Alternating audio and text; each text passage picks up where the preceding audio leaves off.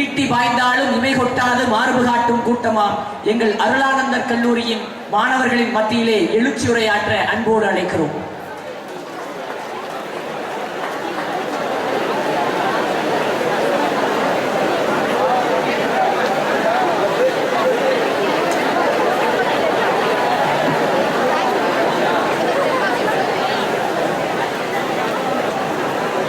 கருமாத்தூர் பகுதியில் அமைந்திருக்கிற அருள் ஆனந்தர் கல்லூரியினுடைய முதல்வர் என் மதிப்பிற்கும் அன்பிற்கும் உரிய ஐயா சேவியர் அவர்களே, நெடுநாட்களாக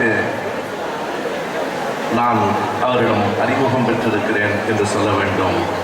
இந்த கல்லூரியினுடைய அதிபர் ஐயா அமல் அவர்களே, கல்லூரியினுடைய செயலர் தமிழ் பேராசிரியர் மணிவழன் அவர்களே, அருமை நண்பர் பேராசிரியர் குருசாமி அவர்களே, மாணவர்களினுடைய சார்பாளராக மேடையிலே அமைந்திருக்கிற ஜோசப் அவர்களே, பேராசிரியர் பெருமக்களே, மாணவ மாணவியர்களே என்பதை விட எங்களின் அருமை பிள்ளைகளே, உங்கள் அனைவருக்கும் என் அன்பு வணக்கம். நண்பர் குருசாமி அவர்கள் பேசுகிற போது எங்கள் கல்லூரி முதல்வர் மிகவும் நகைச்சுவையாக பேசக்கூடியவர் என்று சொன்னார். அந்த நேரத்தில் முதல்வர் இல்லை அவர் ஏதோ ஒரு பேச்சுக்கு அப்படி சொல்லுகிறார் என்று என்னிடத்திலே சொன்னார். பேசிய பிறகு தெரிந்தது குருசாமி சொன்னதுதான் உண்மை. ஆனால் எனக்கு ஒரு அச்சம் வந்தது. அவருடைய நகைச்சுவையை பார்க்கிற போது நாளைக்கு உங்கள் கலைவிழாவுக்கு வர வேண்டிய தம்பி ஈரோடு மகேஷ் இன்றைக்கே வந்து விட்டாரோ என்று நான் கருதினேன். பொதுவாக கல்லூரி முதல்வர்கள் பல நேரங்களில் கொஞ்சம் கடுகடுப்பாகத்தான் இருப்பார்கள். இப்படி மாணவர்களோடு சிரித்த முகத்தோடு பேசுகிற கல்லூரி முதல்வர் முன்னிலையில் உங்களோடு பல செய்திகளையும் பகிர்ந்து கொள்வதற்கு எனக்கு வாய்ப்பினை தந்திருக்கிற கல்லூரி நிர்வாகத்திற்கும் மாணவர்களுக்கும் என் அன்பையும் நன்றியையும் முதலில் தெரிவித்துக் கொள்கிறேன். பொதுவாக மதுரையிலே பேசுகிறவர்கள் யாராக இருந்தாலும் மூவேந்தர்களிடமிருந்து சங்க இலக்கியத்திடமிருந்து குறிப்பாக பாண்டிய மன்னர்களிடமிருந்து தொடங்குவார்கள். அப்படி பாண்டிய மன்னரிடமிருந்து தொடங்கவில்லை என்றாலும் அந்த பாண்டியனையே கேள்வி கேட்ட கண்ணகியிடமிருந்து தொடங்குவார்கள். நான் சற்று வித்தியாசமாக மதுரையில் வாழ்ந்த குஞ்சரத்தம்மாள் என்கிற ஒரு பெண்ணின் வாழ்விலிருந்து என் செய்திகளை தொடங்குகிறேன். இந்த பெயரை நீங்கள் கேள்விப்பட்டிருப்பீர்களா என்று எனக்கு தெரியாது.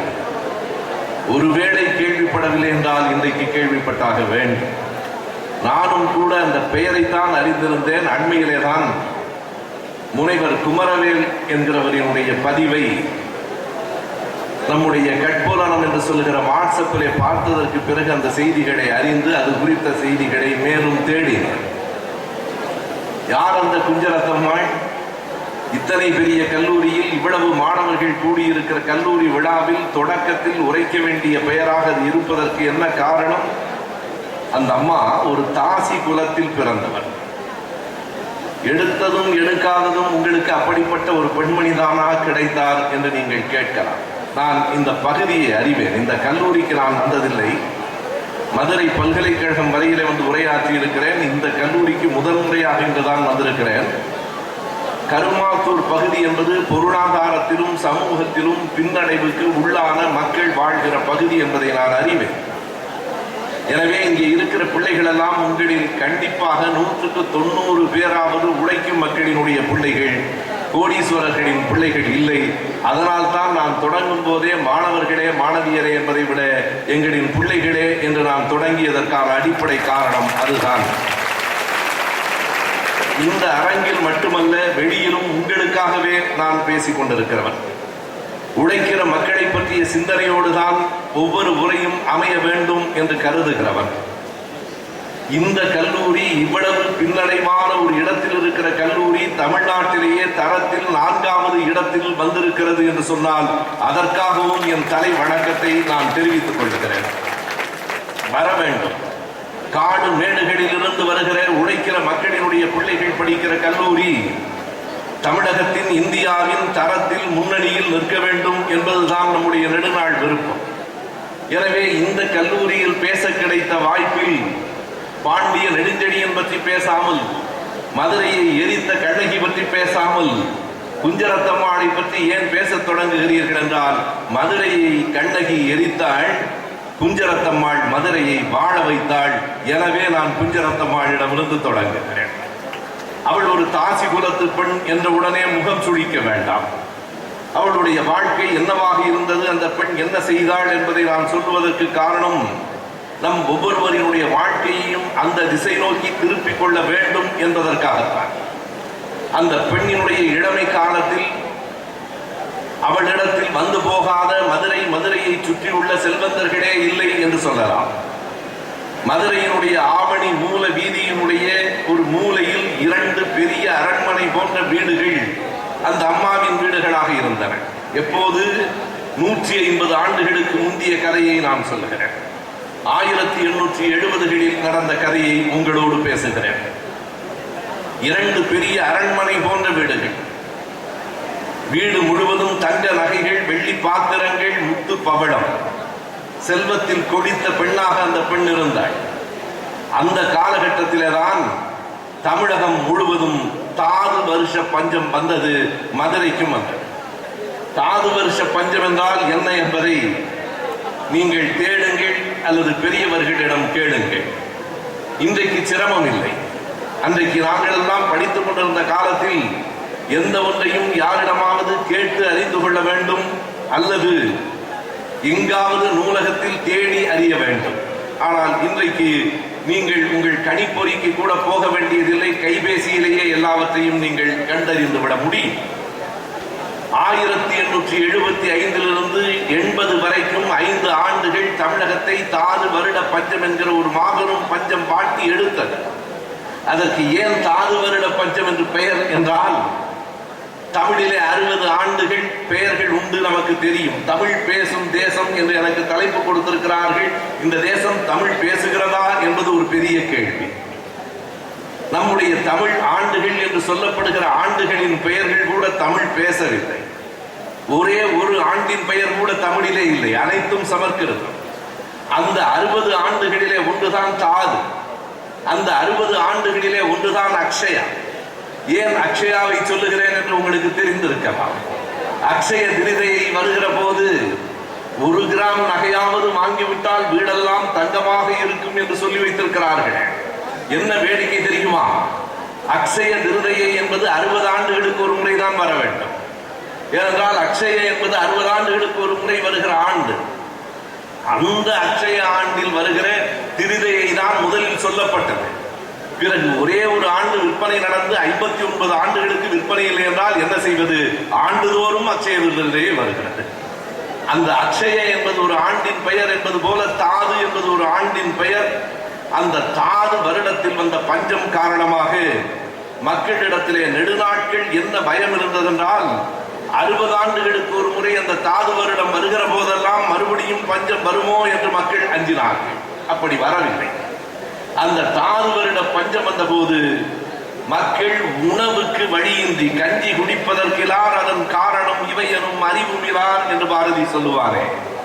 கஞ்சி குடிப்பதற்கு இல்லை என்பது கூட வருந்தத்திற்கு உரியதுதான் என்றாலும் அதைவிட கடுமையானது எது என்றால் காரணம் இவை எனும் அறிவுமிலார்.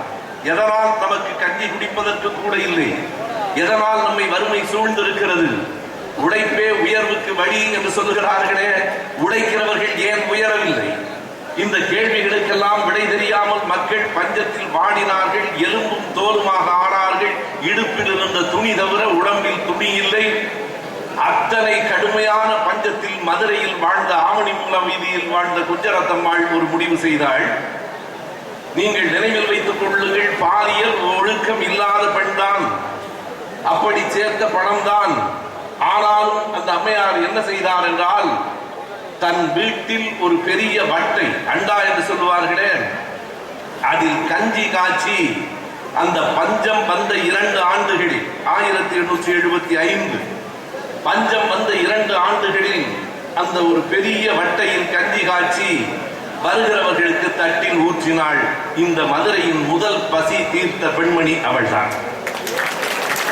என்ன ஆயிற்று என்றால் நாடு முழுவதும் பஞ்சம். இந்த அம்மையார் வீட்டில் தினம் கஞ்சி ஊற்றுகிறார்கள் என்று சாறை சாறையாக மக்கள் வந்தார்கள். வந்த மக்களை கண்ணெடுத்து பார்க்க முடியவில்லை. அத்தனை எலும்பும் தோலுமாக இன்றைக்கு சோமாலியா என்று நாம் சொல்லுகிறோமே, 1870 தமிழகம் சோமாலியாவாகத்தான் இருந்தது. ஆங்கிலேயர்கள் ஆண்ட காலத்தில் வளம் இருந்தது, செழிப்பு இருந்தது என்றெல்லாம் சொல்லுவோம். இந்த தாது வருட பஞ்சத்தில் எந்த வளமும் இல்லை. மழை பொய்த்து போயிற்று. மக்கள் சாறை சாறையாக வந்தார்கள். அத்தனை பேருக்கும் கஞ்சி ஊற்றியதற்கு பிறகு இது போதாது என்று கருதி அந்த பெண்மணி என்ன செய்தார்? ஒரு வட்டைக்கு பதிலாக 3 வட்டைகளில் கஞ்சி காய்ச்சி மக்கள் அத்தனை பேருக்கும் பல்லாயிரக்கணக்கில் வந்தாலும் தினமும் ஒருவேளை கஞ்சி இந்த வீட்டில் உண்டு என்கிற நிலையை உருவாக்கினார். செல்வர்கள் பேசினார்கள், இவள் ஒரு முட்டாள், சேர்த்த பணத்தை எல்லாம் இப்படி செலவழித்துக் கொண்டிருக்கிறாள் என்று. அவள் காதுகளில் விழுந்தது கவலைப்படவில்லை, தொடர்ந்து ஊற்றினாள். அது மட்டுமில்லை தம்பிகளே, அது மட்டுமில்லை தங்கைகளே, செய்தி என்ன என்றால், ஒரு கட்டத்தில் அவளால் முடியவில்லை, தன் கைகளில் இருந்த நகைகளை விற்றாள். நான் சொல்லுகிற செய்தி உண்மை, எண்ணி பார்க்க வேண்டும். வைகை ஆற்றில் அணை கட்டுவதற்கு அரசாங்கம் மறுத்த போது அயர்லாந்துக்கு போய் தன் சொந்த எஸ்டேட்டை விற்றுவிட்டு வந்து அந்த பணத்தில் இந்த அணையை கட்டினானே பென்னி குக். இன்றைக்கும் இந்த மக்கள் நன்றியோடு நினைத்து பார்க்க, நாம் குடிக்கிற ஒவ்வொரு கை தண்ணீரிலும் பென்னி குக்கின் முகம் தெரிய வேண்டும். அப்படி தன்னுடைய நகைகளை விற்று, தன்னுடைய பொருள்களை விற்று கஞ்சி ஊத்துவதை மட்டும் நிறுத்தாமல் அந்த பெண் தொடர்ந்தாள். அப்போதும் பஞ்சம் தீரவில்லை. நடந்த கதை, அந்த 2 வீடுகளில் ஒரு வீட்டை அவள் விற்றுவிட்டாள். ஒரு வீட்டை விற்ற போது எல்லோரும் சொன்னார்கள், மறுபடியும் தெருவுக்கு வரப்போகிறாள், இவளை இனி யார் சேர்ந்துவார்கள், வயதும் ஆகிறது. ஒரு வீட்டை விற்றது மட்டுமில்லை, மறுபடியும் 2வது அரண்மனை போன்ற வீட்டையும் விட்டுவிட்டு ஓட்டு குடிசையில் அவள் வாழ்கிற கட்டத்திலேதான் 4 வாரங்களுக்கு பிறகு, இந்த பெண் கஞ்சி ஊற்ற தொடங்கி 4 வாரங்களுக்கு பிறகுதான் அரசாங்கம் கலெக்டரின் மூலமாக கஞ்சி ஊற்ற தொடங்கியது. அரசாங்கம் எப்போதும் கொஞ்சம் பின்னால் தான் வரும். 29ஆம் தேதி புயல் அடித்தால் 13 நாட்களுக்கு பிறகுதான் போய் பார்க்கும். பஞ்சம், நான் பொதுவாக சொல்கிறேன், பஞ்சம் வந்ததற்கு பிறகு 6 வாரங்களுக்கு பிறகுதான் அரசு கஞ்சி ஊற்ற தொடங்கியது. ஒரு வழியாக அந்த பஞ்சம் தீரும் போது ஒரு ஓட்டு குடிசையில் ஊருக்கெல்லாம் கஞ்சி ஊற்றிய குஞ்சரத்தம்மாள் பட்டினியில் இருந்தாள். பிறகு அவள் இறந்து போன போது என்ன நடந்தது தெரியுமா? அந்த ஊரே கூடி அவளுடைய பிணத்தை தன் தோளில் தாங்கிற்று. ஆவணி மூல வீதி முழுவதும் மக்கள் நன்றி உடையவர். ஒட்டுமொத்தமாக மக்களை நாம் குறை சொல்லக்கூடாது. யாரோ ஒரு தாசி பெண் என்று நினைக்கவில்லை, தங்கள் பசி தீர்த்த தெய்வம் என்று நினைத்தார்கள். தங்கள் தாயை தூக்குவது போல அவள் பாடையை தங்கள் தோளில் தூக்கினார்கள். அந்த மாவட்ட ஆட்சியர் ஒரு குறிப்பு எழுதி இருக்கிறார். அந்த குறிப்பையும் எடுத்துத்தான் முனைவர் குமரவேல் அவர்கள் அதனை கண்டறிந்து இந்த செய்தியை வெளியிடுகிறார். மாவட்ட ஆட்சியரினுடைய குறிப்பு என்ன தெரியுமா? மதுரையில் திருவிழாக்களுக்கு கூடிய கூட்டத்துக்கு பிறகு குஞ்சரத்தம்மாள் சாவுக்குத்தான் மதுரையில் பெருங்கூட்டம் கூடிற்று என்று எழுதினார். இது ஒரு செய்தி. மதுரை மாமக்கள் தங்கள் தோளில் ஒரு தாசி குலத்து பெண்ணை சுமந்தார்கள் என்றால் அவள் வாழ்ந்த வாழ்க்கைக்காக அல்ல, அவள் கொடுத்த கொடைக்காக, இந்த உயிர்களை இந்த ஊரில் காப்பாற்றியவள் அவள்தான் என்கிற நன்றி உணர்ச்சிக்காக. இப்போது சொல்லுங்கள், மதுரையை எரித்த கண்ணகியை விட மதுரையை வாழ வைத்த குஞ்சரம்மாளோடு உரையை தொடங்குவதுதானே பொருத்தம். எனக்கு அப்படித்தான் தோன்றுகிறது. ஆகையினால் நண்பர்களே, இது தமிழ் பேசும் தேசம் எந்த சுவாசத்தை உள்வாங்க வேண்டும் என்றால் மனித நேயத்தை உள்வாங்க வேண்டும் என்பதற்காக இங்கிருந்து நான் தொடங்குகிறேன். மனித நேயம்தான் உலகத்திலேயே சிறந்தது. ஒன்றை குறிப்பிடுகிறேன், நம்முடைய அருமைக்குரிய தந்தைமார்கள் கோபித்துக் கொள்ள மாட்டார்கள். மனித நேயத்தை விட உலகில் சிறந்த மதம் வேறொன்றும் இல்லை. அதுதான் உலகிலேயே மிகச்சிறந்த மதம். இது இன்னொரு செய்தியையும் நான் ஊடாக உங்களுக்கு குறிப்பிட வேண்டும். இப்போதெல்லாம் ஒன்று வாங்கினால் இன்னொன்று இலவசம் என்றால் தான் வாங்குகிறார்கள். எனவே ஒரு செய்தி சொன்னால் கூடுதலாக இன்னொரு செய்தியை சேர்த்து சொல்ல வேண்டியிருக்கிறது. 1875 தாது வருஷ பஞ்சம் வந்தது என்று சொன்னேன் இல்லையா? அதற்கு 5 ஆண்டுகளுக்கு முன்னால் தான் இந்தியாவுக்கு முதல் ரயில் வந்தது. 1870. வெளிநாடுகளுக்கு வந்து ஒரு நூற்றாண்டு ஆகிவிட்டது. எப்போதும் நமக்கு எல்லாம் ஒரு நூற்றாண்டு தயங்கித்தான் வரும். ஒருவன் சொன்னால் உலகமே அழிய போகிறது என்றால் கூட இந்தியாவுக்கு போய்விடலாம், இந்தியா அழிவதற்கு இன்னொரு நூற்றாண்டு ஆகும் என்று சொன்னார். நமக்கு தாமதமாகத்தான் வந்தது. 1870 தொடர் வண்டி ரயில் வந்தது. மக்கள் என்ன சொன்னார்கள் தெரியுமா? தாது வருட பஞ்சம் எப்படி வந்தது என்று மக்கள் குறிப்பிட்டார்கள். ஏன் வந்தது தெரியுமா? இந்த வெள்ளக்காரன் ரயில் விட்டானத எல்லா ஜாதிக்காரனையும் ஒன்னா ஏத்தலாம் பாருங்க, அதுதாங்க இந்த நாட்டுக்கு பஞ்சம் வந்துருச்சு. நண்பர்களே, ரயிலை அவர்கள் கண்டுபிடித்தார்கள், பஞ்சத்துக்கு காரணத்தை இவர்கள் கண்டுபிடித்தார்கள். இவர்கள் கண்டுபிடித்த காரணம் மறுபடியும் இந்த சாதிய அழுக்கில் ஊறி கிடக்கிறது. உலகத்திலேயே இந்தியாவை தவிர வேறு எங்கும் சாதி இல்லை.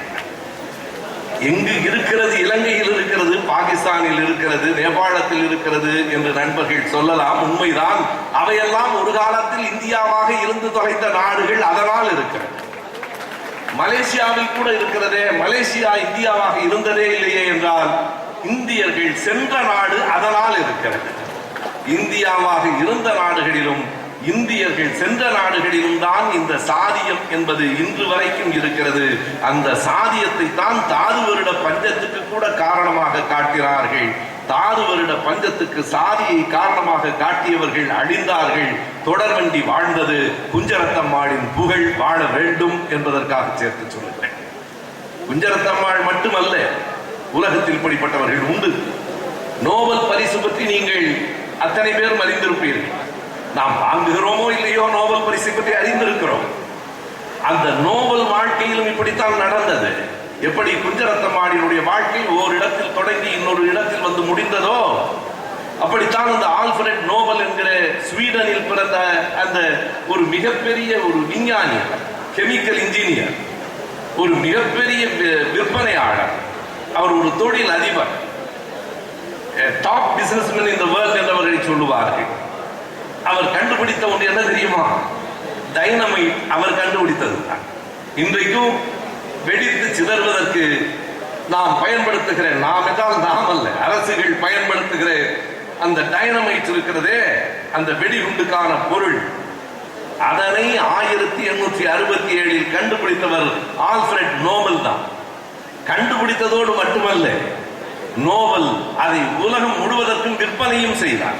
நான் அறிந்த வரையில் விஞ்ஞானிகளிலேயே சிறந்த வியாபாரியாகவும் இருந்தவர்கள் 2 பேர் தான். ஒருவர் தாமஸ் ஆல்வா எடிசன், இன்னொருவர் ஆல்ஃபிரட் நோபல். தாமஸ் ஆல்வா எடிசனை போல வியாபாரத்தில் கெட்டிக்காரனை நீங்கள் பார்க்க முடியாது. அவர் விஞ்ஞானத்தில் மட்டுமல்ல. ஐன்ஸ்டீன் இடத்திலே கேட்டார்கள், நீங்கள் கண்டுபிடிக்கிற பொருள்களை எல்லாம் சந்தைப்படுத்துவதில் உங்களுக்கு வேட்கை இல்லையா என்று கேட்டார்கள். ஐன்ஸ்டீன் சொன்னார், எனக்கு அறிவியலை தவிர வேறொன்றும் தெரியாது என்று சொன்னார். எவன் எந்த ஒன்றில் முழுமையாக தெரிந்திருக்கிறானோ அவனுக்கு மற்றது தெரியாது. இளையராஜாவை பற்றி ஒரு குறிப்பு உண்டு, அவருக்கு இசை தெரியும், இசை மட்டும்தான் தெரியும், வேறொன்றும் தெரியாது. அதற்கு என்ன பொருள் என்றால், இசை ஒழுங்காக தெரியும் என்று பொருள். ஆனால் தாமஸ் ஆல்வா எடிசன் தான் அறிவியலிலும் மிகப்பெரிய மேதையாக இருந்தார். அமெரிக்காவில் இருந்த தொழில் அதிபர் ஃபோர்டுடைய துணை காரணமாக அவர் வணிகத்திலும் மிகப்பெரிய வல்லுநராக இருந்தார். அதை போல ஆல்ஃபிரட் நோபல் அந்த டைனமைட் என்கிற அந்த பொருளை உலகம் முழுவதும் விற்பனை செய்தார். 1888 ஒரு நிகழ்வு, அதை நீங்கள் நினைவில் கொள்ள வேண்டும். இவற்றையெல்லாம் நான் சொல்லுவதை தேடி பாருங்கள், இன்னமும் கூடுதலாக உங்களுக்கு செய்திகள் கிடைக்கும். ஒரு செய்தித்தாளில் ஒரு செய்தி வந்தது. என்ன என்றால், ஆல்ஃபிரட் நோபல் இறந்து விட்டார்கள். அதை யார் படித்தார்கள் என்றால், எல்லா மக்களோடும் சேர்ந்து நோபலும் படித்தார்கள். நீங்கள் எண்ணி பார்க்க வேண்டும், வாழ்க்கையிலேயே பெரிய துயரம் எது என்றால் மரணம் கூட இல்லை. நாம் இருக்கிற போதே நம்மை சிலர் கொண்டு விடுவார்கள். ஒரு கவிஞரை, உண்மையாகவே நடந்தது, ஒரு தமிழ் வார இதழில் இவர் இறந்து போய்விட்டார் என்று செய்தி போட்டு விட்டார். அவர் ரொம்பவும் வருத்தப்பட்டு உடனே அந்த இதழை அழைத்து, என்னையா நான் உயிரோடு இருக்கிறேன், இப்படி செய்தி போட்டுட்டியே என்று சொன்ன உடனே அடுத்த வாரம் வருத்தம் தெரிவித்தார்கள். எப்படி வருத்தம் தெரிவித்தார்கள் தெரியுமா? நாங்கள் சென்ற வாரம் செய்தியை தவறாக வெளியிட்டு விட்டோம், இவர் இன்னமும் உயிரோடு தான் இருக்கிறார் என்பதை வருத்தத்துடன் தெரிவித்துக் கொள்கிறோம். வருத்தம் என்பது அவர் இறந்து போனதற்கு அல்ல, இன்னமும் உயிரோடு இருக்கிறார் என்பதை வருத்தத்தோடு தெரிவித்துக் கொள்கிறோம் என்று சொன்னார்களே. அப்படி நோபல் தன் மரண செய்தியை தானே படித்தார். ஆனால் எப்படி வந்திருந்தது அந்த மரண செய்தி? ஒரு பிரான்ஸ் நாட்டு பத்திரிகையில் அது ஒரு புகழ்பெற்ற தொடராக ஆகிவிட்டது. The merchant of death is dead என்று வந்தது. மரணத்தை வியாபாரம் செய்தவன் மரணம் அடைந்து விட்டான். ஒரு மரண வியாபாரி மரணித்து போய்விட்டான். The merchant of death is dead என்று வந்தது. அதை அவரே படித்தார். உள்ளே அவருடைய படத்தை வேறு போட்டு, யாருக்கும் சந்தேகம் வந்துவிடக் கூடாது என்று ஆல்ஃபிரட் நோபல் படத்தையும் போட்டு, உலகம் முழுவதும் மனிதர்களை கொன்று பணம் சேர்த்தவருக்கும் மரணம் வந்து சேர்ந்து விட்டது என்று எழுதிய போதுதான் ஆல்ஃபிரட் நோபலுக்கு ஒரு செய்தி பட்டது. ஓ, ஒருவேளை நாம் இறந்த பிறகு வெறும் மரண வியாபாரியாகத்தான் இந்த உலகம் தன்னை பார்க்க போகிறதா என்ற கவலை வந்தது. அன்றிலிருந்து அந்த தொழிலை விட்டுவிட வேண்டும் என்று அவர் கருதினார். 1895 அதை விட்டுவிட்டார். விட்டுவிட்டு ஒரு உயிரை எழுதினார். இனி இப்படி மனிதர்களை கொல்கிற இந்த டைனமைட் பொருளை நான் தான் கண்டுபிடித்து தொலைத்தேன் என்றாலும் அதை நான் விற்பனை செய்ய போவதில்லை, மாறாக என் சொத்து முழுவதையும் எழுதி வைத்து விட்டேன். ஒவ்வொரு ஆண்டும் ஒவ்வொரு துறையில் சிறந்தவர்களுக்கு இவ்வளவு பரிசு தொகையை நோபல் பரிசு என்கிற பெயரில் வழங்க வேண்டும் என்று அவர் சொன்னார். எழுதி வைத்த உயில் 1895 96வது ஆண்டு நோபல் இறந்து போனார். 1901 இன்றைக்கு வரைக்கும் 118 ஆண்டுகளாக அந்த நோபல் பரிசு வழங்கப்படுகிறது. இப்போது நான் இதனை சொல்லவில்லை என்றால் நோபல் டைனமைட் வியாபாரி என்று உங்களுக்கு தெரியாது. அப்படி சொன்னதற்காக நீங்கள் மன்னித்துக் கொள்ள வேண்டும். அவனை டைனமைட் வியாபாரியாகவும் குஞ்சரத்தம்மாளை ஒரு தாசி குலத்து பெண்ணாகவும் சொன்னது அவர்களின் தொடக்க நிலை அடையாளம். எது அவர்களை மாற்றியது? மனித நேயம், அறிவு, இந்த சமூகத்தின் மீது கொண்ட அக்கறை அவர்களை மாற்றியது.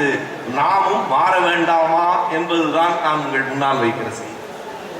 இதற்கு வெறும் பள்ளிக்கூட பாடங்கள் போதா. பள்ளிக்கூட பாடங்கள் வேண்டாம் என்று அதற்கு பொருள் இல்லை. எப்போதுமே போதாது என்று சொன்னால் இது வேண்டும், இதற்கு மேலும் வேண்டும் என்று பொருள்.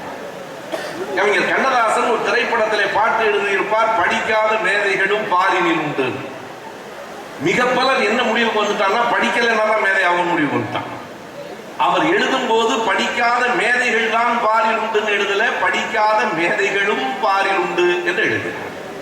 அதுபோல தவறாக வாழ்ந்தவர்களும் கூட தங்களை மாற்றிக்கொண்டு வாழ முடியும். அப்படி வாழ்வதற்கு எது அடிப்படை என்றால் கல்விதான் அடிப்படை. அந்த கல்விதான் அறிவு. மொழி சார்ந்து எனக்கு தலைப்பை கொடுத்திருக்கிறார்கள். நான் மொழியை நேசிக்கிறவன். ஆனாலும் கூட வெறும் மொழி மயக்கத்தில் நம்முடைய பார்வை நின்றுவிடக் கூடாது. மொழி பேசுகிற மக்களின் சமூகம் சமத்துவமாக மலர வேண்டும் என்பதை நோக்கி நாம் நகர வேண்டும். அதுதான் அடிப்படை. இன்றைக்கு இருக்கிற கல்வி நம்மை அப்படி ஒரு சமத்துவ சமூகம் நோக்கி செலுத்துகிறதா என்று எனக்குள் ஒரு கேள்வி இருக்கிறது. நம்முடைய வகுப்பறைகளை 3ஆக பிரிப்பார்கள். ஆசிரியர் மைய வகுப்பறை, பாடத்திட்ட வகுப்பு மைய வகுப்பறை, மாணவர்கள் மைய வகுப்பறை. இந்த ஆசிரியர்களை, அதாவது டீச்சர் ஓரியன்டட் கிளாஸ் ரூம் எது என்று பார்த்தால் நம்முடைய பழைய குருகுல கல்வி என்பது முழுக்க முழுக்க ஆசிரியர் மைய வகுப்பறை. ஆசிரியரை பார்த்து கற்றுக்கொள்வது. நானும் ஒரு 21 ஆண்டுகள் ஆசிரியராக இருந்தேன். ஆனால் நான் சொல்லுவேன், என்னை பார்த்து அப்படியே நீ எதையும் கற்றுக்கொள்ள வேண்டாம். நான் சொல்லித் தருவதை மட்டும் சரி என்று நீ கருதினால் ஏற்றுக்கொள்ளலாம். ஆனால் அந்த சுய சிந்தனைக்கு கூட நம்முடைய தேர்வு முறைகளிலே வழி இல்லை. நான் சொல்லிக் கொடுப்பது சரியா தவறா என்று நீ சிந்திக்கலாமே தவிர நான் சொல்லிக் கொடுத்ததை சரி என்று ஏற்றுக்கொண்டுதான் தேர்வில் எழுத வேண்டும். தவறு என்று எழுதினால் நாங்கள் ஏற்க மாட்டோம். ஏனென்றால் திருத்துகிறவர்கள் நாங்கள் தான். நீங்கள் சமூகத்தை திருத்துகிறோமோ இல்லையோ, உங்கள் தேர்வு தாள்களை நாங்கள் தான் திருத்துகிறோம். கல்வி என்பது ஆசிரியரை பின்பற்றுவது அல்ல. குருகுல கல்வி ஒரு முறை இருந்தது, ஒரு கட்டம் வரையில் இருந்தது. நான் குறிப்பிட்டாக வேண்டும், குருகுல கல்வி என்பது ஒரே ஒரு சமூகத்திற்கு உரியது. 100க்கு 3 பேராக இருக்கிறவர்கள் மட்டுமே படிக்கலாம் என்று இருந்த சமூகம் இந்த கல்லூரிக்குள் நுழைகிற போது, இவ்வளவு மாணவர்களை பார்க்கிற போது, அதிலும் குறிப்பாக நான் வெளிப்படையாக சொல்லுகிறேன், இவ்வளவு பெண் பிள்ளைகளை பார்க்கிற போது எனக்கு ஏற்படுகிற மகிழ்ச்சி, இதுதான் பெரியார் கண்ட கனவு, இதுதான் அம்பேத்கர் கண்ட கனவு. அப்படின்னா நாங்கெல்லாம் படிக்கிறது உங்களுக்கு மகிழ்ச்சி இல்லையா என்று கேட்டால், நாமும் காலம் தாழ்ந்துதான் படிக்க தொடங்கினோம். 1836 வரைக்கும் நாம் படிக்கவில்லை. ஏறத்தாழ 1000 ஆண்டுகளுக்கு முன்னால் தமிழகத்தில் மூடப்பட்ட கல்வியின் கதவுகள், சேர சோழ பாண்டியன் பெருமையெல்லாம் ஒரு பக்கம் இருந்தாலும், ராஜராஜ சோழ காலத்திலேதான் எல்லோருக்குமான கல்வி என்பது முடிவுக்கு வந்தது. ஒரு குறிப்பிட்ட சமூகத்துக்கு மட்டும்தான் கல்வி என்கிற நிலை வந்தது. அதற்கு பிறகு 1000 ஆண்டுகளுக்கு பிறகு தமிழ்நாட்டில் முதலாக திறக்கப்பட்ட கல்லூரி எங்கே இருக்கிறது தெரியுமா? நான் சென்ற வாரம் பேசினேன். திருச்சியிலே தான் அந்த கல்லூரியின் கதவுகள் திறக்கப்பட்டன. அது தூய வடனார் கல்லூரி, சென்ட் ஜோசப் காலேஜ். உங்கள் கல்லூரியினுடைய இதனோடு தொடர்புடைய கல்லூரி தான். 1844 அந்த கல்லூரி திறக்கப்பட்டது. முதல் பல்கலைக்கழகம் சென்னை பல்கலைக்கழகம் 1857. அதற்கு 13 ஆண்டுகளுக்கு முன்னால் திறக்கப்பட்டது. அது வரையில் நமக்கு கல்லூரிகள் இல்லை, குருகுல கல்விகளே இருந்தன. குருகுல கல்விகளில் ஆசிரியர் மாணவர்கள் எல்லோரும் ஒரே சமூகத்தை சேர்ந்தவர்கள், வேதம் மட்டுமே பாடம். அதற்கு பிறகு வந்த பள்ளிக்கூடங்களுக்கு திண்ணை பள்ளிக்கூடங்கள் என்று பெயர். திண்ணை பள்ளிக்கூடங்கள் அந்த 3% ஒரு 10-12% வரைக்கும் விரிவடைந்தது. சாதிகளில் தங்களை உயர்ந்த சாதிகள் என்று கருதி கொண்டிருக்கிறவர்கள் அல்லது அப்படி நம்பப்படுகிறவர்களுக்கு மட்டுமே திண்ணை பள்ளிக்கூடங்கள் இருந்தன. ஒன்றை நாம் நன்றியோடு குறிப்பிட வேண்டும். நம் கனிவளங்களை சுரண்டினான், நம்மை அடிமைகளாக வைத்துக் கொண்டான். ஆனாலும் ஆங்கிலேயன் தான் நமக்கு பொது கல்வி திட்டத்தை கொண்டு வந்தான். நான் நன்றியோடு தான் அதை பதிவு செய்கிறேன். அப்படி 1836 பொது கல்வி திட்டம் வந்ததற்கு பிறகு உடனடியாக படித்து விடவில்லை. ஏறத்தாழ 100 ஆண்டுகளுக்கு பிறகுதான் படிக்க தொடங்கினோம். 150 ஆண்டுகளுக்கு பிறகுதான் பெண்கள் படிக்க தொடங்கினார்கள். இந்த ஆண்கள் பள்ளிக்கூடத்துக்கு போன உடனே செய்த முதல் வேலை என்ன தெரியுமா? பெண்கள் வந்து விடாமல் பார்த்துக் கொள்வது. அழுப்பூதும் பெண்களுக்கு படிப்பதற்குன்னு நம்மாலே சொல்லி வச்சான். அதை உடைத்துக் கொண்டு பெண்கள் வந்தது என்பது ஒரு போராட்டம். எனவே அந்த போராட்டம் ஒரு கட்டத்தில் வெற்றியை எட்டி இருக்கிறது என்பதற்கு இந்த எண்ணிக்கை சாட்சி. எனவே இப்படி இருக்கிற இந்த பள்ளி அறைகளுக்கு என்ன பெயர் என்றால், ஆசிரிய மைய வகுப்பறையிலே இருந்து ஒரு பாடத்திட்ட மைய வகுப்பறைக்கு தான் நாம் வந்திருக்கிறோம். Syllabus oriented class room, teacher oriented class ரூம்ல இருந்து சிலபஸ் ஓரியன்டட் கிளாஸ் ரூமுக்கு இப்போது வந்திருக்கிறோம். பேராசிரியர்கள் மன்னித்துக் கொள்ள வேண்டும், நானும் ஆசிரியராக இருந்தேன். ஆகையினாலே நான் உரிமையோடு சொல்லுகிறேன், எங்களுக்கு இருக்கிற பெரிய கடமை என்ன என்றால், உங்களை அறிவாளியாக்குவது அல்ல, பாடத்திட்டத்தை அந்த ஆண்டுக்குள் முடித்து விடுவது. என்னை யாருமே நீ அந்த மாணவனை அறிவாளியாக்கவில்லையே என்று கேட்டதே இல்லை. சிலபஸை முடிச்சிட்டீங்களா சார் தான் கேட்டாங்க. நான் உண்மையை சொல்லுகிறேன், சிலபஸை முடிச்சுட்டா நான் நல்ல ஆசிரியர் இல்லை. நண்பர்களே, உங்களை அறிவாளியாக்குகிற முயற்சியில் துணை நின்றால் மட்டுமே நான் நல்ல ஆசிரியர் என்பதை உணர்கிறேன். அதாவது மாணவர்களுக்கும் ஆசிரியர்களுக்குமான ஒரே ஒரு வேறுபாடு என்று நான் கருதுவது, நாங்கள் மூத்த மாணவர்கள், அவ்வளவுதான். We are senior students. நீங்கள் ஜூனியர் ஸ்டூடெண்ட்ஸ் என்று சொன்னால் நாங்கள் சீனியர் ஸ்டூடெண்ட்ஸ். ஏனென்றால் கல்வி என்பது ஒரு நாளும் நிறைவடையாது, சாகும் வரை தொடர். நெய்வேலியில ஒரு பள்ளிக்கூட மாணவர்களிடம் பேசும்போது நான் ஒரு கேள்வியை கேட்டேன். ரொம்ப குறைந்த எண்ணிக்கையில் இருந்ததனால் ஒரு உரையாடலாக அந்த கூட்டத்தை நான் நடத்தினேன். இப்போது அப்படி நடத்த முடியாது. நீங்கள் எந்த வயதில் படிக்க தொடங்கினீர்கள் கேட்டாங்க. ஏன் அதை கேட்டேன் என்றால், ரூசோ உங்களுக்கு தெரியும், பிரெஞ்சு புரட்சியாளர் வால்டேர் ரூசோ அவர்களுக்கு அந்த புரட்சிக்கு தூண்டுகோலாக இருந்த எழுத்தாளர்கள். ரூசோ சொன்னான், 12 வயது வரையில் பிள்ளைகளை பள்ளிக்கூடத்துக்கு அனுப்பாதீர்கள், பள்ளிக்கூடங்கள் பிள்ளைகளை கெடுத்து விடுகின்றன என்று எழுதலாம். ரூசோ தான் முதல்ல அப்படி எழுதலாம். அந்த தாக்கம் தான் நம்முடைய மறைந்த கவிக்கோ அப்துல் ரஹ்மான் ஒரு கவிதை எழுதியிருக்கிறார், நீங்கள் கேள்விப்பட்டிருப்பீர்கள்.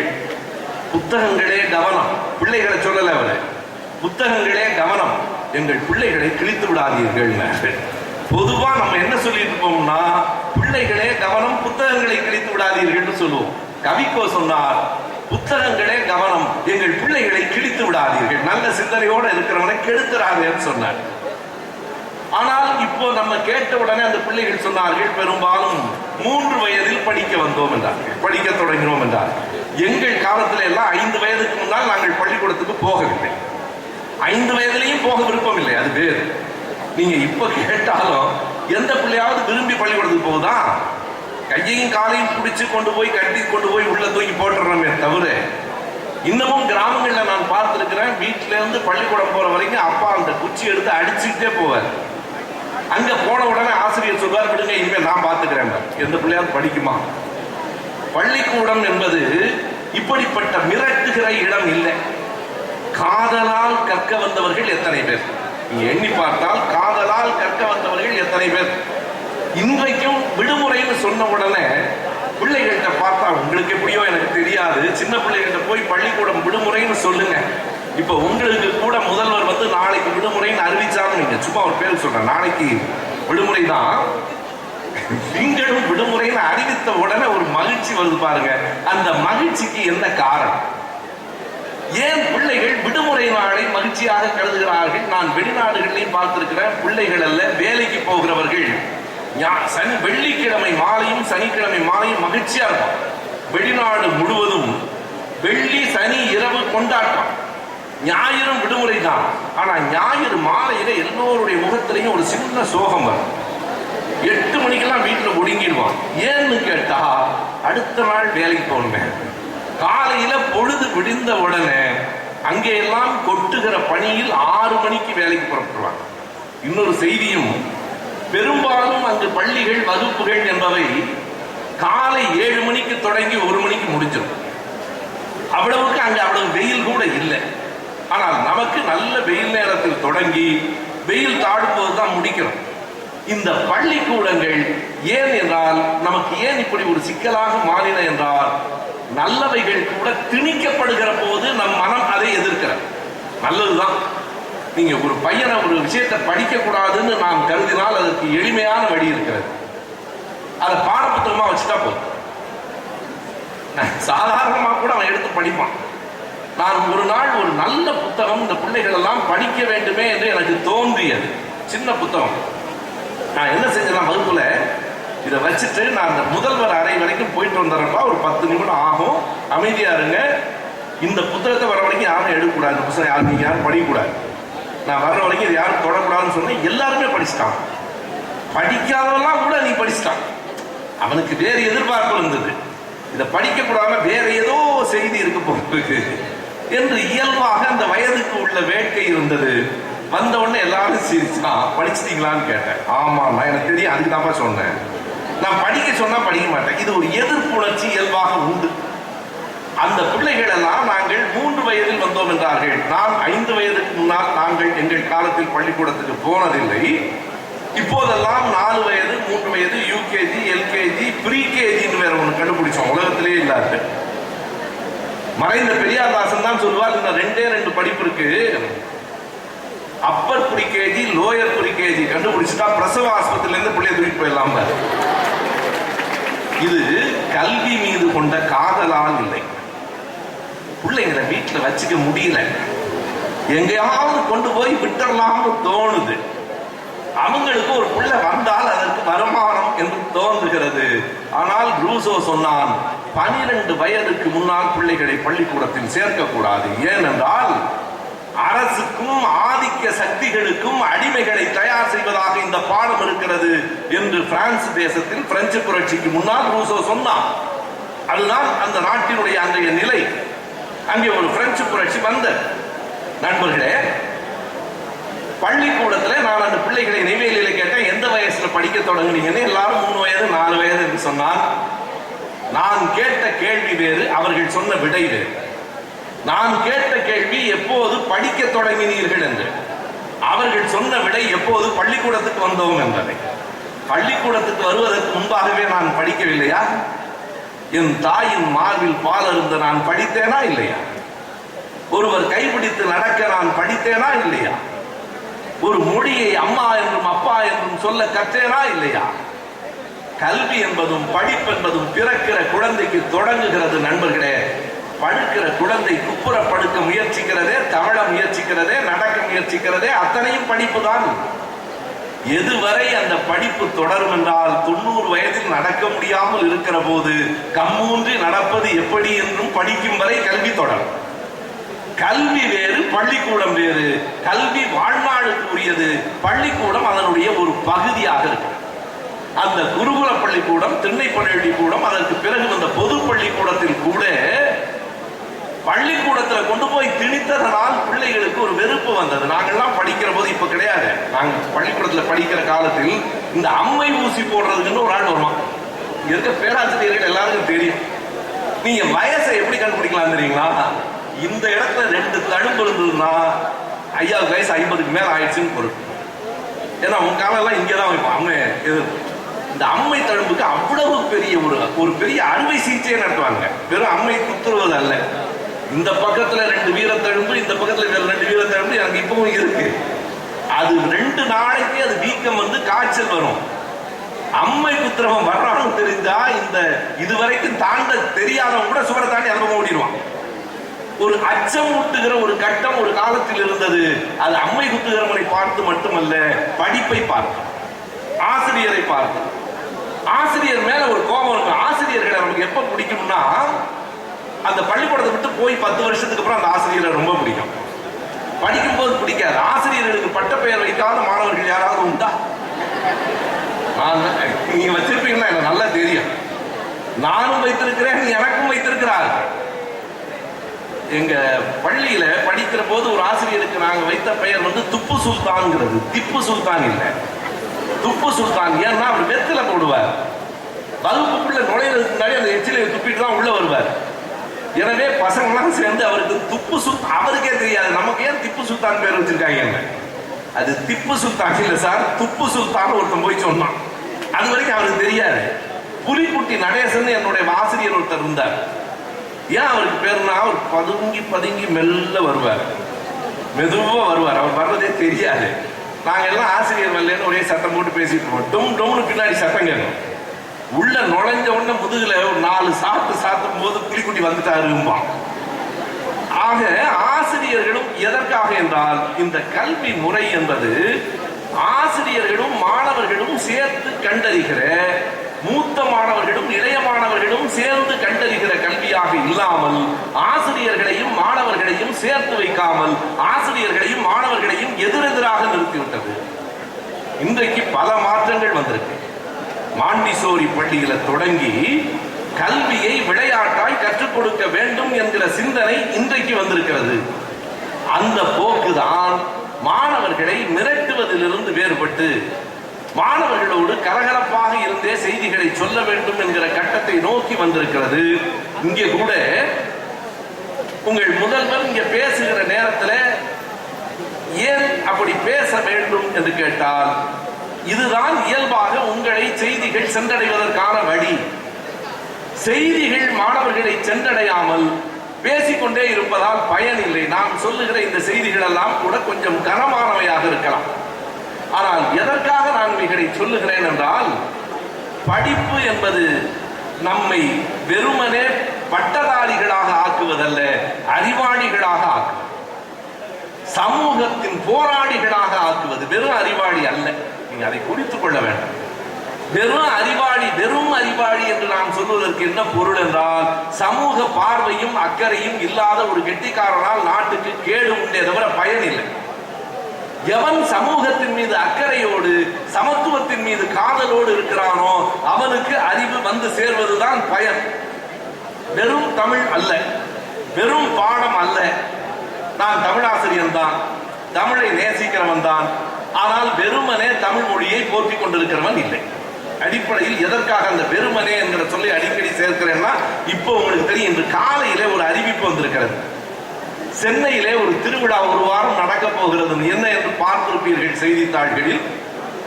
கண்டிப்பாக தினமும் செய்தித்தாள்கள் படிப்பீர்கள் என்று நான் நம்புகிறேன்.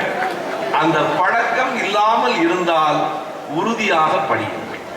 செய்தித்தாள் படிக்காமல் கல்லூரி அளவுக்கு வருவது என்பது உங்கள் தகைமைக்கு உரியதன்று. நம்மை சுற்றி என்ன நடக்கிறதுங்கிறத பற்றியே கவலைப்படாம பாடப்புத்தகம் மட்டும் போதும் என்று நினைத்தால் நாம் தோற்று போவோம் என்பதை நினைவில் கொள்ளுங்கள். இன்று காலையில் வந்திருக்கிற செய்தி என்னன்னா, சென்னையில் ஜல்லிக்கட்டு லீக் நடக்க போகுது ஒரு வாரத்துக்கு. அதை கவனிக்கணும். ஜல்லிக்கட்டு அதுவே முதல்ல ஜல்லிக்கட்டுங்கிறது பிழையான சொல். ஐயா பேராசிரியர் போன்றவர்கள் இருக்கிறார்கள். உண்மையிலேயே இலக்கியம் எல்லாம் படிச்சிடலாம். நேற்றுக்கு நான் குருசாமியோட பேசிக்கிட்டு இருக்கிற போது இலக்கணம் படித்தேன்னு அவர் சொன்னார். இலக்கணத்தை பெரும்பாலும் சாய்ஸில் விட்டுருவோம் எம்ஏலேயே. அதுலயும் அவர் புறநடை விதிவிலக்கை பற்றி மட்டுமே ஒரு ஆராய்ச்சியை செய்திருக்கிறார். இந்த சொல்லாட்சிகள் எல்லாம் மாறி போயிடுச்சு. ஜல்லிக்கும் நமக்கும் தொடர்பு இல்லை. சல்லிக்கட்டு, அது சல்லினா காசு. இப்ப அந்த காசு இல்லை. இங்கெல்லாம் என்ன சொல்லுவான்னா, ஒருத்தனை திட்டும் போது அவன் சல்லி காசுக்கு பயன் இல்லைம்மா. சல்லி காசுன்னா காலனாவில் ஒன்று, காலனாவே உங்களுக்கு தெரியாது, ஒரு காசை விட குறைந்தது. அந்த சல்லி காசை மாட்டின், காளை மாட்டின் கொம்புகளில் கட்டி விடுவார்கள். காளை மாட்டை அடக்குகிறவர்கள் அந்த சல்லி கட்டப்பட்டிருக்கிற சல்லிக்கட்டு பொற்கிடி அதை எடுத்துக்கொள்ளலாம். எனவே அந்த விளையாட்டுக்கு சல்லிக்கட்டு விளையாட்டுன்னு பேர். ஜல்லி ரோடு போடுறதுக்கு பயன்படுது. நான் ஜல்லிக்கட்டுன்னு சொன்னா என்ன சொல்றான், இந்த தமிழை தப்பா சொல்றாரு. ஜல்லிக்கட்டு தான் நான் பல இடங்களில் சொல்லி இருக்கிறேன். பெண்களின் பெயருக்கு முன்னால் நான் திருன்னு தான் போடுவேன், செல்வி திருமதி எல்லாம் போட மாட்டேன். திரு என்பது ஆணுக்கும் பெண்ணுக்கும் பொதுவான அடைமொழி. ஆனால் பலர் என்ன சொல்றாங்கன்னா, என்னுடைய பிள்ளைகள் திருமண அழைப்பிதழில் நான் என் பெயரையும் என் துணைவியார் பெயரையும் போட்டு திரு வீரபாண்டியன், திரு வசந்தா ஆகியோரின் அப்படின்னு போட்டா அங்க மெய்ப்பு திருத்துற தம்பி அதை அடிச்சுட்டு மேல திருமதின்னு போச்சு. அதை நான் மறுபடியும் அடிச்சுட்டு திருன்னு போட்டேன். அந்த தம்பி என்னை கூப்பிட்டு சொன்னிச்சு, சார் நான் திருத்துறேன், மறுபடியும் நீங்க தப்பா எழுதுறீங்க. எனக்கு ஒன்றும் பிரச்சனை இல்லை, நான் போடுறேன். ஆனா என்ன மேல இருக்கவங்க திட்டாம பார்த்துங்க. அதுக்கப்புறம் அந்த தம்பி எனக்கு ஒரு அறிவுரை சொன்னாரு, இல்ல தம்பி திருநே போடுங்க. எதுக்கும் ஒரு தமிழ்வாதியார கேட்டுங்க. நான் ஒன்றும் பதில் சொல்ல, சரிப்பாங்க. 21 வருடமா நான் தமிழ் ஆசிரியராக தான் குப்பை விடுறேன்னு அவனுக்கு தெரியாது. நீ எதுக்கும் ஒரு தமிழ் ஆசிரியரை கேட்டுங்க, சொல்ற பேச்சு கேட்க மாட்டேங்கிறீங்க, திரும்ப திரும்ப அடிச்சு திருன்னு எழுதுறீங்க. இந்த ஆணுக்கும் பெண்ணுக்கும் அடைமொழியில் கூட வேறுபாடு காட்டுகிற சமூகம். அந்த பொண்ணு திருமதியா இருந்தா செல்வியா இருந்தா நமக்கு என்ன? அதுல நம்மால் ஒரு கவனம் காட்டுறான் பாருங்க. எல்லா அடையாளங்களும் திருமணமானதற்கு ஒரு பெண்ணுக்கு இருக்கணும்ல, கழுத்திலிருந்து கால் வரைக்கும் இருக்குல்ல. ஆண்களுக்கு ஏதாவது அடையாளம் இருக்கா? இருக்கக்கூடாதுங்கிறதுல கவனமா இருக்கணும்ல. எந்த அடையாளமும் இருக்கக்கூடாதுங்கிறதுல ஆண்கள் கவனமாக இருக்கிற போது எங்களுக்கு மட்டும் எதுக்குடா அடையாளம்? என்னைக்காவது ஒரு நாளைக்காவது நீங்க கேட்டிருக்கீங்களா? கேட்ட ஒண்ணு கேட்ட பொண்ணுன்றாங்க, அது வேற. ஆனாலும் கேளுங்க. நான் நடந்த ஒரு நிகழ்ச்சியை சொல்லட்டும். நான் ஜல்லிக்கட்டுக்கு வந்துடுறேன். நடந்த ஒரு நிகழ்ச்சி, நான் சுவிட்சர்லாந்துல ஒரு தமிழ் மன்றத்தில் பேசுவதற்காக போயிருந்தேன். ஞாயிற்றுக்கிழமை கூட்டம், சனிக்கிழமை காலையில அங்க ஒரு நகை கடை திறப்பு, அதையும் திறந்து வைத்தேன். அப்போது அங்கே ஒரு காதலர்கள் இருவர் ஞாயிற்றுக்கிழமை திருமணம் வைத்திருக்கிறார்கள். அந்த திருமணத்திற்கு நீங்களும் வரணும்னு கூப்பிட்டாங்க, வர்றேன்னு சொன்னேன். அவர்களுக்கு இடையில் நடந்த ஒரு உரையாடலை என்னிடத்திலே சொன்னார். அந்த பையன் ஈழத்துல பிறந்த பையன். இங்கே கூட நான் வந்து அமர்ந்த உடனே நடனம் ஆடிய ஒரு பெண்ணில் ஒரு பெண் கூட ஈழத்தை சார்ந்த பெண் என்று சொன்ன போதும், ஆண்டுதோறும் ஈழத்து பிள்ளைகளுக்கு இந்த கல்லூரி இடம் தருகிறது என்று சொன்ன போதும் நான் உண்மையிலேயே மகிழ்ந்தேன். நம்ம உறவுகள் இல்லையா, அவர்கள் ஈழத்து அகதிகள் இல்லை, ஈழத்து மனிதர்கள். அவர்களுக்கு ஒரு இடத்தை நீங்கள் தந்தீர்கள். அந்த பையன் ஈழத்துல பிறந்தவன், அந்த பொண்ணு ஜெர்மனியில பிறந்தவன். 2 பேரும் சுவிட்சர்லாந்துல ஒன்றாக வேலை பார்க்கும் போது காதல் வந்தது. காதலுக்கு மொழி நாடெல்லாம் கிடையாது. 2 பேரும் திருமணம் செய்வது கொள்வதற்கு முன்பு அன்று அவர்களினுடைய முறை என்ன என்றால், அந்த பெண் கிறிஸ்துவ பெண், இவன் ஈழத்திலே இந்து மதத்திலே சைவ குடும்பத்தில் பிறந்தவர். மோதிரம் மாற்றிக்கொள்வது என்று அவர்கள் முடிவாக இருந்தது. இந்த தம்பி கேட்டா, எங்கள் முறைப்படியும் திருமணம் செய்து கொள்ளலாமான்னு கேட்டான். உங்கள் முறைன்னா என்னன்னு அந்த பொண்ணு கேட்டுச்சு. தாலி கட்டுவதுன்னு. தாலின்னா என்னன்னு அந்த பொண்ணு தெரியாது. இல்லை, வெளிநாடுகளில் தாலி என்றாலும் என்னன்னு தெரியாது, ஜாதி என்றாலும் என்னன்னு தெரியாது. சாதின்னு கேட்டீங்கன்னா, நீங்க போய் ஒரு ஜெர்மன்ல வாழ்றவனை பார்த்து நீங்க முதலியாரா நாடாரான்னு கேளுங்க, இந்த கேள்வியே அவனுக்கு புரியாது. இல்லை, தாலியும் அந்த பெண்ணுக்கு புரியவில்லை. தாலி என்றால் என்ன என்று கேட்டது. இந்த பையன் அதுக்கு விளக்கம் சொன்னா, it is nothing but a gold chain என்று சொன்னான். அப்படித்தானே சொல்ல முடியும். Okay, doesn't matter, no issue, வாங்கிக்கலாம் அப்படின்னு சொன்னது. அந்த நான் திறந்து வைத்த அந்த கடையில் அவர்கள் தங்க சங்கிலி வாங்க போகிறார்கள். நடந்த செய்தியை நான் வெளிப்படுத்தாமல் சொல்லுகிறேன். அந்த பொண்ணு இந்த 2 சங்கிலி நல்லா இருக்கா பாருங்கன்னு அவனை கூப்பிடுச்சு.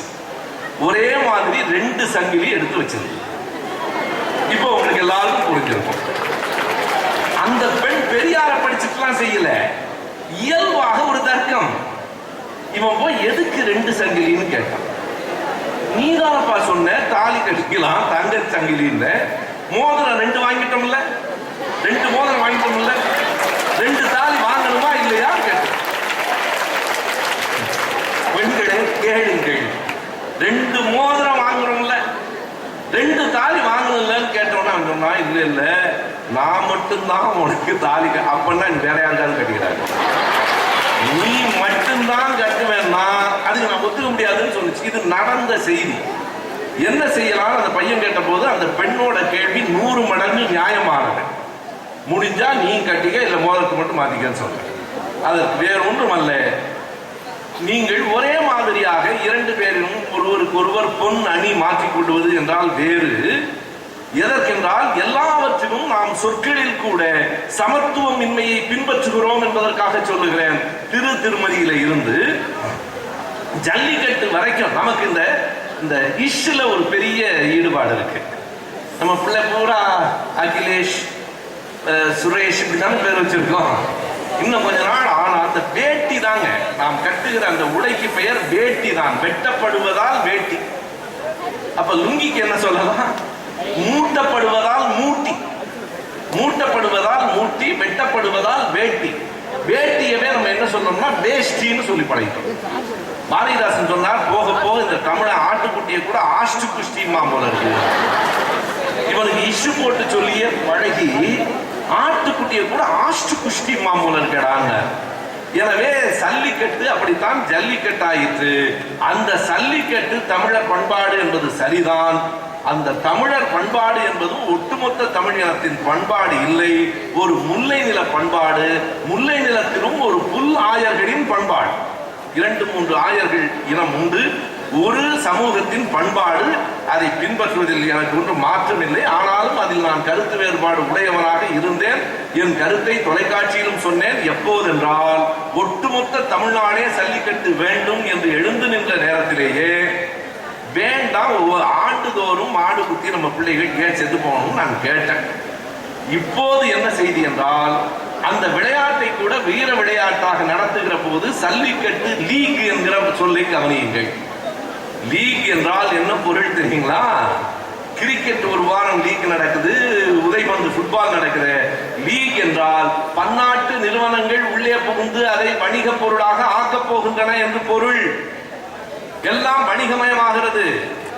நீங்க பாருங்க, இப்ப பாருங்க, இந்த மதுரை பகுதி உங்களுக்கு உரியது இந்த சல்லிக்கட்டு விளையாட்டுகள். நம்முடைய திணை பழைய சிறுதானிய உணவுகள் இன்னைக்கு இல்ல, கம்பு இல்ல, சாமை இல்ல, மறுபடியும் எல்லாம் வந்துருச்சு. எதை கவனிக்க வேண்டும் என்றால், மறுபடியும் விவசாயிட்ட வரல, பன்னாட்டு நிறுவனங்கள் பளபளக்கு முறைகள்ல போட்டு அனுப்புறான். மல்டிநேஷனல் கம்பெனிஸ் தானே அனுப்புறான். எல்லாம் சூப்பர் மார்க்கெட்ல தானே விற்குது. எனக்கு சிறுதானியம் மீதும் பயம் வந்துருச்சு. எல்லாம் வணிகமயமாகிவிட்டது. கடைசியாக வணிகமயம் ஆகி இருப்பது இந்த சல்லிக்கட்டு. சல்லிக்கட்டு லீக் என்று போடுவதன் மூலமாக ஏராளமான விளம்பரங்கள் இனி வந்து குவியும். தொலைக்காட்சிகள் அதை காட்டும். விளம்பர இடைவேளையில் சல்லிக்கட்டு நடக்கும். அதாவது சல்லிக்கட்டு இடைவேளையில் விளம்பரம் நிரந்தரமாக நடக்கும். இதுதான் நம்முடைய பண்பாட்டையும் கொண்டு போய் அங்க வைப்பதற்கு என்ன காரணம் என்றால், இளைஞர்கள் எல்லாம் சல்லிக்கட்டின் மீது ஒரு ஆர்வம் காட்டினீங்க பாருங்க. ஓ, இதுவும் வணிகமாகலாம் என்கிற முடிவுக்கு பன்னாட்டு நிறுவனங்கள் வருகின்றன. அதனால் தான் நான் சொல்லுகிறேன், தமிழ் மொழியின் மீது நாம் கொண்டிருக்கிற காதல், நேசம் எல்லாம் சரிதான், தேவையானதுதான். தமிழ் நம் நேசம். இது தமிழ் பேசும் தேசம். ஆனால் இது சமத்துவம் பேசும் தேசமாகவும் இருக்கிறது.